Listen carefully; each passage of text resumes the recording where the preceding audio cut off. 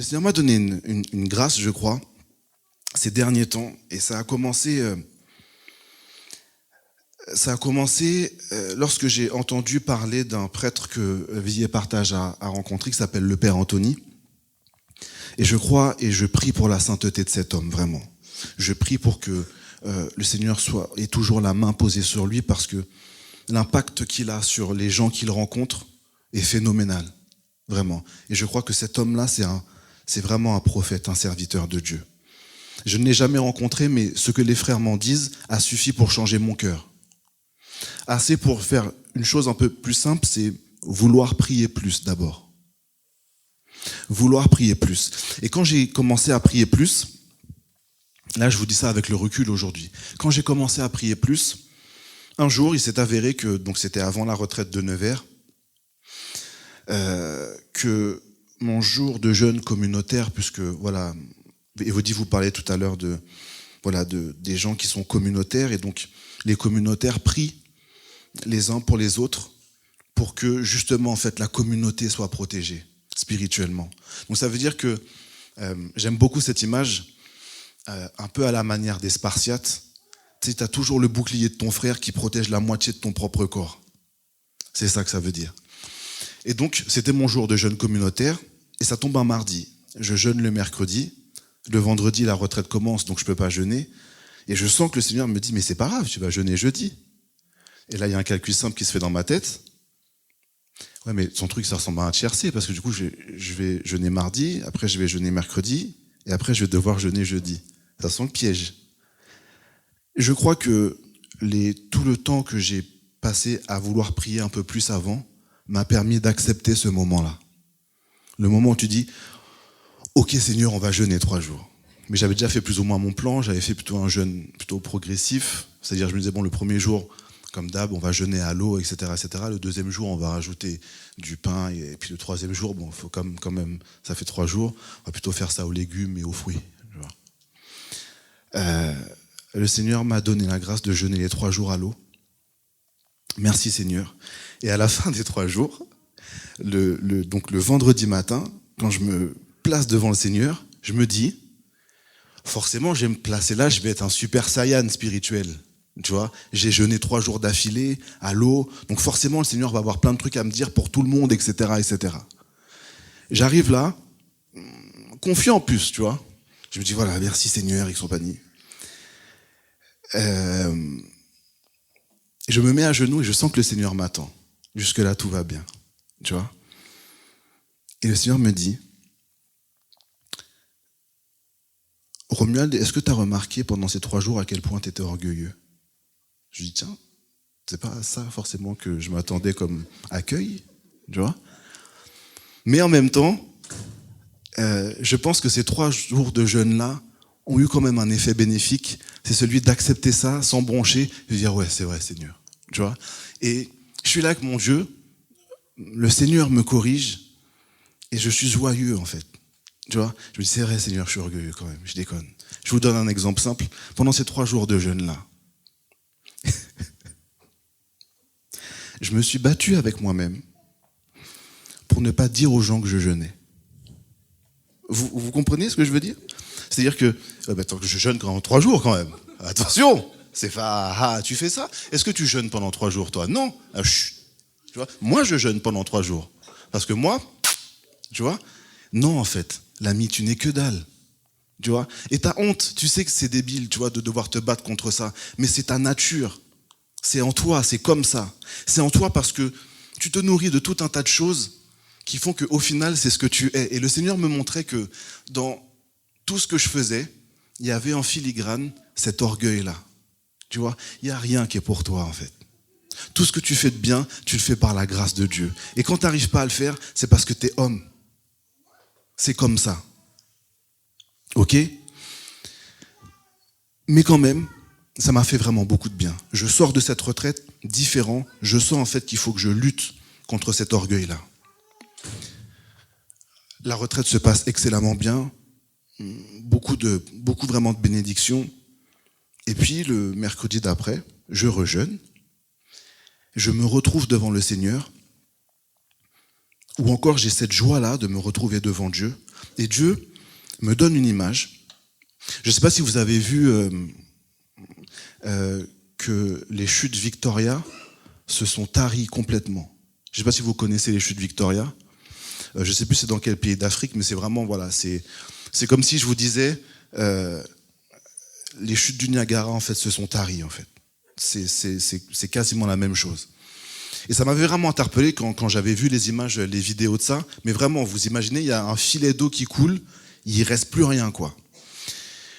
Et j'ai cette image-là, des chutes Victoria, vraiment verdoyantes, etc., etc., des grandes chutes magnifiques. Et puis au fur que l'image se déroule, je vois en fait que la végétation autour en fait devient sèche, que les chutes se mettent à se tarir, pareil, etc.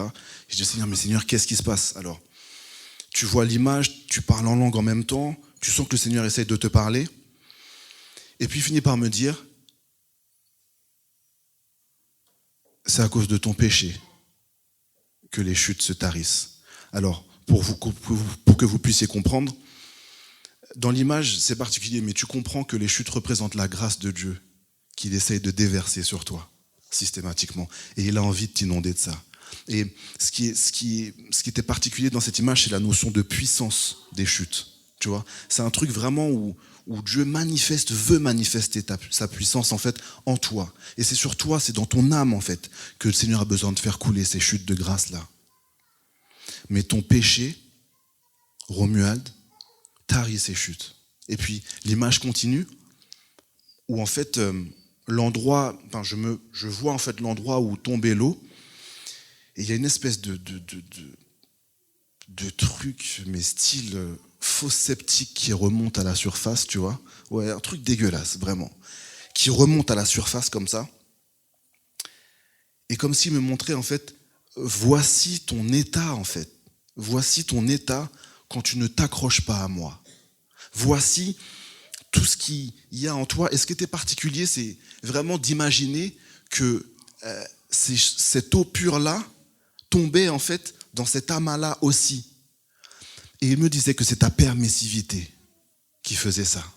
C'est ta permissivité qui fait en fait que non seulement les chutes se tarissent, et en plus il y a cette espèce de mélange mystique qui est fait, etc.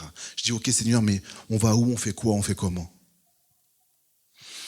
Et je vois en fait la main de Dieu plonger là-dedans et un peu comme, voilà, enlever le siphon et puis vider tout ça. Et il me dit, ça se videra à mesure des sacrifices que tu accepteras de faire pour moi. Et puis il me dit autre chose. Ma parole te sert à débusquer tout ce qui va générer en fait cet amas immonde là dans ton âme. Ok? Alors, la famille, la parole de Dieu, c'est vraiment pas une option en fait. Je sais que c'est difficile, je sais que voilà, des fois on pense que, ou on n'a jamais vraiment le temps, etc. Mais si on veut bien faire, on en a besoin. On a besoin d'entendre que nos âmes, en fait, peuvent être en fait le contenant d'un amas, en fait, comme ça, un peu vraiment immonde, en fait. Toutes les fois où on est dans la permissivité, toutes les fois où on accepte en même temps les ténèbres et la lumière. Et en fait, dans ces cas-là, tu ne peux pas apporter du fruit. Donc tu ne peux pas sauver ta propre âme. Dieu a besoin de te bénir et te bénir en abondance. C'est une réalité. Mais aujourd'hui, tout ce que je comprends et tout ce que j'entends, c'est que ça ne se fera que parce que tu accepteras de payer le prix. Je vous assure, la famille, je suis quelqu'un, on va dire humainement, charnellement, de super flemmard. Je veux dire, moins je peux en faire, mieux je me porte, quoi. Clairement. Mais en fait, ça veut dire que malheureusement, même dans ma vie spirituelle, j'essayais de calculer les chemins qui me demandaient de souffrir le moins. Tu vois, s'il y avait moyen de faire autrement, ce serait pas mal. Oui, mais en y réfléchissant, je connais pas un saint, en fait, qui n'est pas passé par la souffrance. Si vous en connaissez un, vous me dites, parce que moi, ça m'intéresse. Mais j'en ai lu quelques-uns et il n'y en a pas un qui passe pas par la souffrance. Pas un. Pas un, en fait, qui n'est pas arrivé à un stade où même il bénit, en fait, le Seigneur pour les souffrances, en fait, qu'il peut endurer. Et nous, on chipote pour des bêtises, en fait. On chipote pour des broutilles. Je vous parle d'hommes qui ont été injustement, par exemple, condamnés à être torturés, en fait, sur un feu. Et le gars a quand même dit au bourreau, ouais, tu peux me retourner parce que ce côté-là, il est cuit. Avec la joie dans le cœur pour souffrir pour son Dieu. Tu sais, c'était pas pour faire le malin ou quoi, en fait. Mais c'est parce que Dieu mérite ça, en fait. Il y a une question qui revenait beaucoup dans mon cœur en ce moment, c'est qu'est-ce que tu peux refuser à Dieu? Qu'est-ce que tu peux refuser à Dieu? On connaît tous la réponse à la question. Rien. Il n'y a rien que tu puisses refuser à Dieu. Il n'y a rien qui devant Dieu va tenir pour que tu puisses te dire « Ouais Seigneur, comprends-moi, j'ai agi comme ça pour telle ou telle raison. » Il n'y a pas un pardon que tu ne peux pas donner et qui sera justifiable devant le Seigneur. Pire encore, la seule chose que tu peux donner à Dieu, en fait, ce sont tes souffrances. C'est la seule chose que tu peux offrir à Dieu. Si tu l'aimes. Si tu l'aimes. La seule chose que tu peux offrir à Dieu, ce sont tes souffrances. Le reste, c'est Dieu qui donne. Ta vie, tu ne l'as pas choisie. Ce que tu es, tu ne l'as pas choisi. Tes parents, tu ne les as pas choisis. Ton travail, etc., etc. Tu penses l'avoir choisi, mais c'est Dieu qui a permis. Alors qu'est-ce qui nous reste? Nos renoncements, en fait. Tout m'est possible, mais tout ne m'est pas profitable, dit la parole de Dieu. Tout m'est possible, mais tout ne m'est pas profitable. Et même dans ce qu'il y a de profitable, tu peux l'offrir à Dieu. Il y a deux choses, la famille avec lesquelles j'aimerais finir, c'est... On a demandé à Sainte Thérèse de Lisieux, voilà, ce degré de sainteté-là, en fait, comment elle l'avait atteint. Et elle a répondu, j'ai fait un effort. Là où tout le monde s'attendait à un grand laïus, c'est comme une espèce de formule magique pour que toi aussi tu puisses réussir, et la formule est beaucoup, beaucoup plus simple. J'ai fait un effort. La deuxième chose, c'est, les frères nous partageaient qu'ils étaient en train de manger avec le fameux père Anthony. Et donc voilà, apéro, feu, tout ça. Et puis, ils constatent que le frère, en fait, ne boit pas. Tu vois, ils lui disent, mais père, tu bois pas d'alcool, t'aimes pas ça et tout? Et le père leur dit, mais si, j'adore ça, c'est pour ça que j'en bois pas. J'aime ça. C'est pour ça que je n'en bois pas. Parce que s'il y a une chose que j'aime encore plus que l'alcool, c'est mon Dieu, en fait. S'il y a une chose que j'aime encore plus que telle ou telle chose, c'est mon Dieu. Et aujourd'hui, je prie vraiment la famille pour que nous ayons la grâce de voir toutes ces choses qu'on aime, mais qu'on pourrait offrir à Dieu parce qu'il n'y a rien qu'on peut lui refuser. On calcule beaucoup. Faut pas faire ci, faut pas faire ça. On entend beaucoup ça et c'est comme ça qu'on conçoit notre religion un peu des fois. Faut pas faire ci, faut pas faire ça. Attention à le péché, le diable, l'enfer, etc. Et je disais à une sœur il n'y a pas longtemps, je crois qu'en fait, on voit et on calcule mal les choses. L'idée, c'est pas de se dire, quelles règles on respecte ou quelles règles on respecte pas, en fait. Mais c'est plutôt, quel acte je pose par amour pour Dieu, tout simplement, en fait. Si tu marches à la suite du Christ parce que tu as peur de l'enfer, il te manque quelque chose.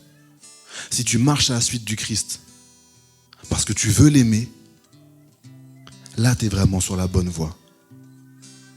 Qu'est-ce que tu pourrais pas donner pour... Je prends l'exemple de mes enfants. Qu'est-ce que je pourrais pas faire pour mes enfants? Il y a un tas de choses que j'ai abandonnées juste parce qu'il le fallait pour mes enfants. Si je l'ai fait pour mes enfants, comment ça se fait en fait que j'ai autant de mal à le faire pour Dieu? C'est parce que je n'aime pas assez Dieu. c'est parce que je suis encore beaucoup trop ingrat en fait envers lui.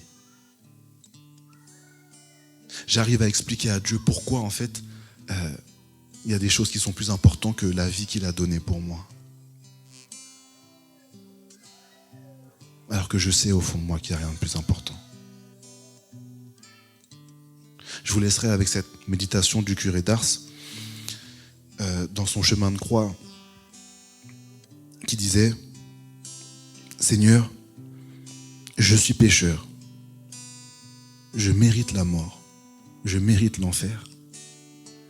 Et toi, en fait, tu as accepté librement d'offrir tes poignets, tes pieds et ton côté pour me sauver.